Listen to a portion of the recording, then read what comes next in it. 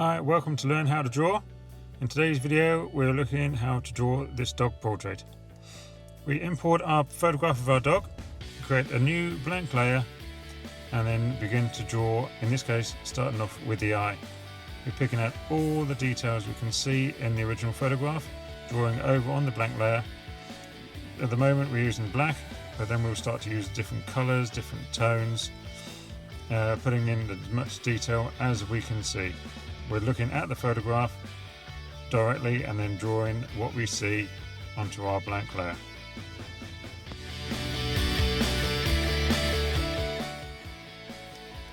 Hope you'll see with this method we're looking directly at the same point that we're drawing over. Whenever we see a line, we can put in a line. Wherever we see a circle, a tone, a hair, we can put those in. We're looking at the same point that we're drawing. This is what I find most helpful, what I hope you'll take away from this. So can I emphasize how important it is to keep looking. Whatever you see, you draw. If it's dark, put it in dark. If it's light, you put it in light. These tutorials really are designed to help you to keep looking, to not make things up, to not guess.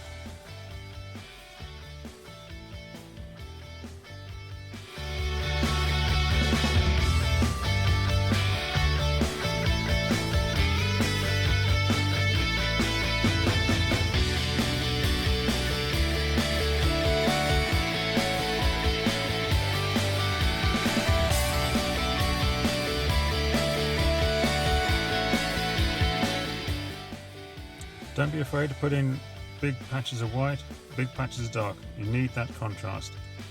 It's all kind of grey, all kind of muddy, all very similar. You're not going to get the dynamic results you're looking for. And don't forget we can always use the blend tool, use the smudge tool. It's here. Getting those tones in, smudge them in, make them nice and soft. Again, experiment with the different pen tools. There are hundreds of pen tools in Procreate. Try different ones. I tend to use the same kind of ones. Painting styles, ink bleed mostly for drawing, sketch those lines in. Don't forget you need the dark as well as the light. Play around with these drawing tools. There are so many to choose from.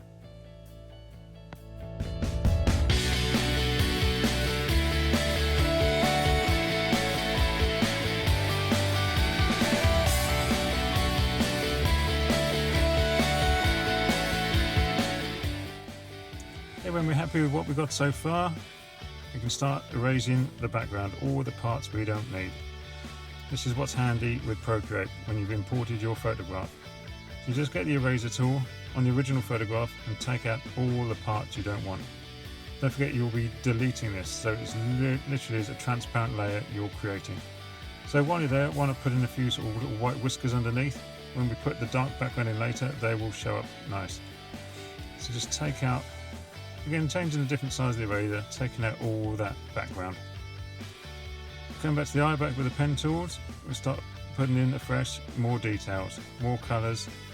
Just to really get a chance to have a bit more sort of freedom with your artistic, how you're going to produce this painting. So again, we can put in more details, finer lines, fatter lines, however you want to do it. It's entirely up to you.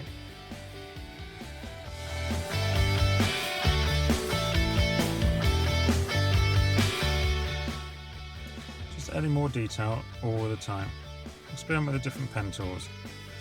So all the different little sort of flecks and hairs and stuff, all the parts of the whiskers we can put in. Don't forget you can always create new layers and put these parts over, so if you're not happy with them later, just delete the layer. You really are free to use as many layers as you feel necessary.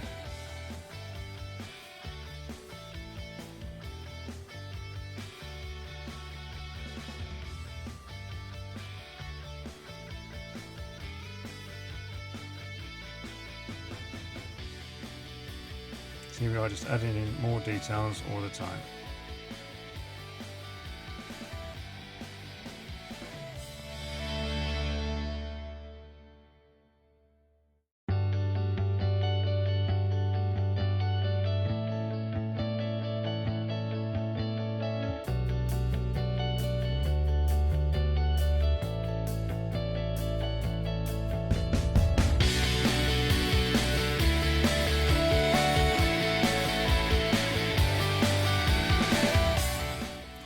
we get to a certain point, it's become really obvious that we can't see the original picture anymore.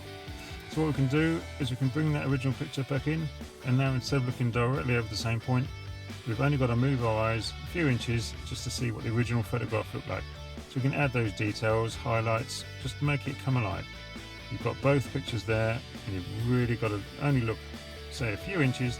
You can see exactly what details you're putting in, what textures, or the hairlines, and all whiskers, dots, hairs, you name it. But really try and focus on the eye. I mean, the eye will make any portrait come alive. So just concentrate on that as much as you can while you've got both pictures up in front of you on the iPad.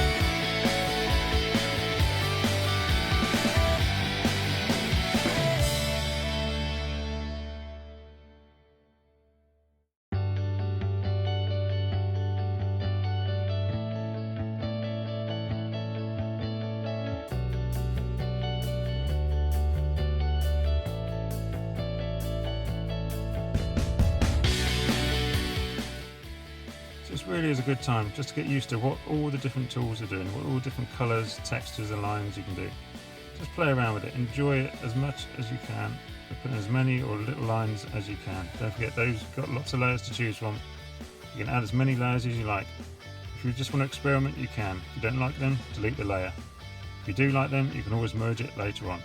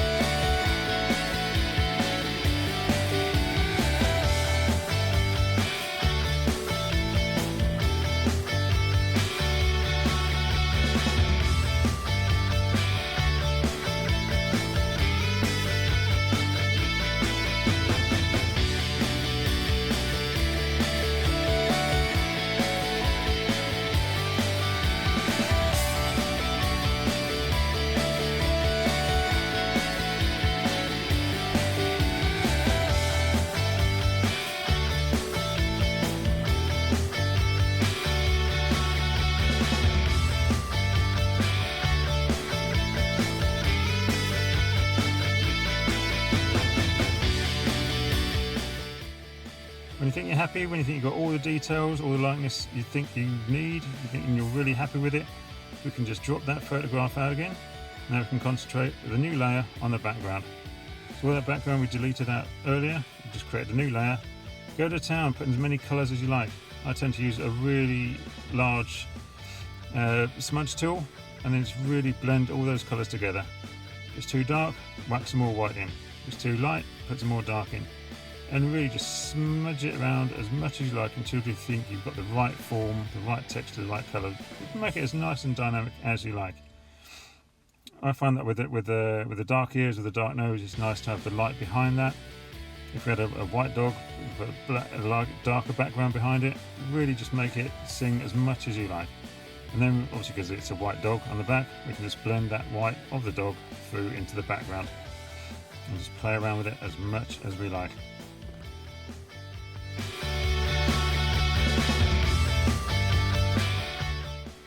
So there we have it, our finished dog portrait. We spent all that time putting all the details in with the face, and it's been a bit of fun putting in all the background with whatever colours we feel necessary. Hope you enjoyed the video. Don't forget to subscribe, and we'll be doing another portrait next time.